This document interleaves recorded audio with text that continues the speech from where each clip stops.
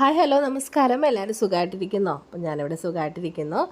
അപ്പോൾ മോനാണെങ്കിൽ ഒരുപാട് ദിവസം കൊണ്ട് എന്നോട് പറയണ സമൂസ ഉണ്ടാക്കി തരണമെന്ന്. അപ്പോൾ ഇന്ന് അങ്ങനെ ഒരു സമൂസ ഉണ്ടാക്കാമെന്ന് വിചാരിച്ചു. അപ്പോൾ അവൻ ഡാൻസ് ക്ലാസ്സിന് പോയിരിക്കുകയാണ്. പോയിട്ട് വരുമ്പോൾ ഉണ്ടാക്കി കൊടുക്കാമെന്നാണ് പറഞ്ഞിരിക്കുന്നത്. കുറേ ദിവസം കൊണ്ട് എന്നോട് ചോദിച്ചുകൊണ്ടിരിക്കുകയാണ്. അപ്പോൾ ഇന്ന് ഞാൻ എന്തായാലും ഉണ്ടാക്കി തരാമെന്ന് പറഞ്ഞ് പ്രോമിസ് ചെയ്തിട്ടാണ് ക്ലാസ്സിന് വിട്ടിരിക്കുന്നത്. അപ്പോൾ ഞാൻ എന്താണെന്ന് വെച്ചാൽ മൈദമാവാണ് ഇത് മൊത്തം എടുത്തിരിക്കുന്നത്. മൈദമാവും ഒരു 2-3 സ്പൂണ് അരിപ്പൊടിയും കൂടി ചേർത്തിട്ടാണ് ഈ ഒരു സമൂസ ഞാനിപ്പോൾ ഇവിടെ ചെയ്യാൻ പോകുന്നത്. അപ്പോൾ ഞാൻ ഇതിനകത്തേക്ക് മൈദമാവ് ഞാൻ ഏകദേശം ഒരു 400 ഗ്രാം മൈദമാവ് എടുത്തിട്ടുണ്ട്. പിന്നെ സൺഫ്ലവർ ഓയിലും കൂടി ചേർത്തിട്ടുണ്ട്, ആവശ്യത്തിനുള്ള ഉപ്പ്. അപ്പോൾ ഇത് മൂന്നും കൂടിയാണ് ആദ്യമേ നമ്മളെല്ലാം കൂടി ഒന്ന് സ്പ്രെഡ് ചെയ്ത് കൊടുക്കുക. ഇതെല്ലാം മാവിൽ മൊത്തം ആ എണ്ണ പിടിച്ച് കഴിഞ്ഞ് കഴിഞ്ഞാൽ പിന്നെ നമ്മൾ വെള്ളം ചേർത്ത് മാവ് നല്ല സോഫ്റ്റ് പരുവത്തിൽ നമ്മളത് കുഴച്ചെടുക്കുക. ഇനി നമുക്കിതിൻ്റെ മസാല റെഡിയാക്കാനായിട്ട് പോവാം. അപ്പോൾ അതിനായിട്ട് ഞാനിവിടെ ഒരു ചട്ടി വെച്ചിട്ടുണ്ട്. അതിനകത്തേക്ക് നമുക്ക് ആവശ്യത്തിന് എരിവുള്ള അതായത് ഗ്രീൻ ചില്ലി, പിന്നെ ഗാർലിക്ക്, പട്ടാണി, ഇത് പച്ചപ്പട്ടാണിയാണ്, പിന്നെ ക്യാരറ്റ്, സവാള. അപ്പോൾ ഇതെല്ലാം കൂടി ചേർത്ത് നമുക്കൊന്ന് വഴട്ടിയെടുക്കും. ഇത് ഒരുപാടങ്ങ് വഴണ്ട് പോകണ്ട. ഒന്ന് ചേഞ്ച് ആയി കഴിഞ്ഞാൽ നമുക്ക് ഇതിനകത്തേക്ക് മസാലകൾ ചേർക്കാം. അപ്പോൾ ഒരുപാട് മസാല ചേർക്കണ്ട, ഞാൻ കുറച്ച് മസാലകൾ മാത്രമേ എല്ലാം ചേർക്കുന്നുള്ളൂ. ആവശ്യത്തിനുള്ള ഉപ്പ്, പിന്നെ അതായത് 1/4 ടീസ്പൂൺ കുരുമുളക്, 1/4 ടീസ്പൂണോളം അതായത് മല്ലിപ്പൊടി, എല്ലാം 1/4 ടീസ്പൂണാണ് ചേർത്തിരിക്കുന്നത്, ഒന്നും അധികം ചേർത്തിട്ടില്ല. അതേപോലെ മുളക് പൊടി, മല്ലിപ്പൊടി, പിന്നെ മീറ്റ് മസാലയാണ് ഞാൻ ഇതിനകത്ത് ചേർത്തിരിക്കുന്നത്. അപ്പോൾ ഇതെല്ലാം കൂടി ചേർത്ത് നന്നായിട്ട് നമുക്കൊന്ന് ഇളക്കി കൊടുക്കാം.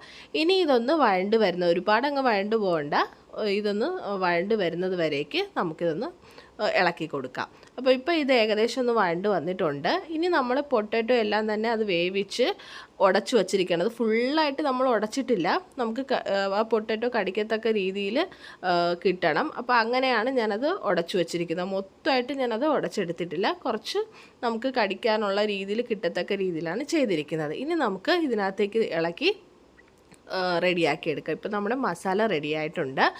അപ്പോൾ ഇനി നമുക്ക് നമ്മുടെ സമൂസയുടെ ഷീറ്റ് റെഡിയാക്കാവുന്നതാണ്. അപ്പോൾ ഞാൻ ഈ മാവ് ഒരു 30 മിനിറ്റാണ് റെസ്റ്റ് ചെയ്യാനായിട്ട് വെച്ചിരിക്കുന്നത്. അപ്പോൾ നമ്മൾ ഇതുപോലെ പരത്തിയിട്ട് ആ സൈഡിലുള്ള, അതായത് ഷേപ്പ്ലെസ് ആയിരിക്കുന്ന ആ ഭാഗങ്ങൾ നമുക്കിതുപോലെ കട്ട് ചെയ്ത് കളയാം. ഇനി ഇത് കളഞ്ഞതിന് ശേഷം ഇപ്പോൾ നമ്മളിത് 2 ഷീറ്റാക്കിയാണ് എടുത്തിരിക്കുന്നത്. അപ്പോൾ നമ്മൾ വീട്ടിൽ വയനേപ്പൊക്കെ ഉണ്ടാക്കില്ലേ, കുമ്പിൾ കുത്തിയിട്ട്, അപ്പോൾ അതുപോലെ നമുക്ക് ഈ ഷീറ്റ് റെഡിയാക്കാവുന്നതാണ്, ഒരു കോണാകൃതിയിൽ ഇതേപോലെ. ഇനി നമുക്ക് ഇതിനകത്തേക്ക് ഫില്ലിങ് നിറച്ച് കൊടുക്കാവുന്നതാണ്.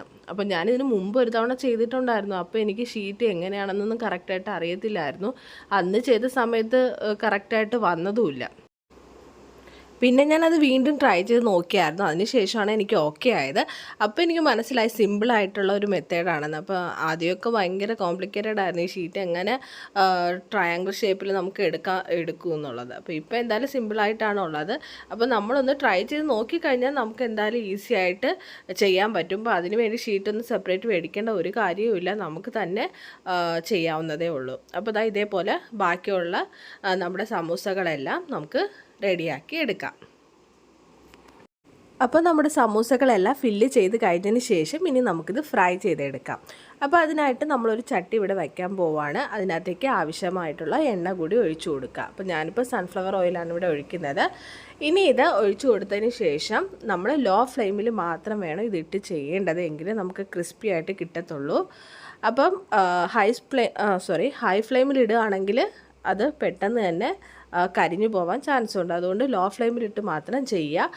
അപ്പോൾ ഇതിന് ഗോൾഡൻ കളർ വരുന്ന ടൈം വരെ നമ്മൾ തിരിച്ചും മറിച്ചും ഫ്രൈ ചെയ്ത് എടുക്കണമെങ്കിൽ മാത്രമേ നമുക്ക് നല്ലൊരു സമൂസ കിട്ടുകയുള്ളൂ. അപ്പോൾ ഗോൾഡൻ കളർ എപ്പോഴാണോ വരുന്നത് ആ സമയത്ത് നമുക്ക് ചട്ടിയിൽ നിന്ന് എടുക്കാവുന്നതാണ്. അപ്പോൾ ഇപ്പോൾ ഗോൾഡൻ കളർ ആയിട്ടുണ്ട്. അപ്പോൾ നമ്മുടെ സമൂസ ഇവിടെ റെഡി ആയിരിക്കുകയാണ്. അപ്പോൾ എന്തായാലും നിങ്ങൾക്ക് വീഡിയോ ഇഷ്ടമാണെന്ന് ഞാൻ വിചാരിക്കുന്നു. നിങ്ങൾ ചാനൽ ഇപ്പോൾ ആദ്യമായിട്ടാണ് കാണുന്നതെങ്കിൽ ചാനൽ ഒന്ന് സബ്സ്ക്രൈബ് ചെയ്തേക്കണേ. അതുപോലെ തന്നെ ലൈക്ക് ചെയ്യാനും ഷെയർ ചെയ്യാനും മറക്കരുത്. അപ്പോൾ വീണ്ടും മറ്റൊരു വീഡിയോയുമായിട്ട് കാണാം. അതുവരേക്കും ബൈ.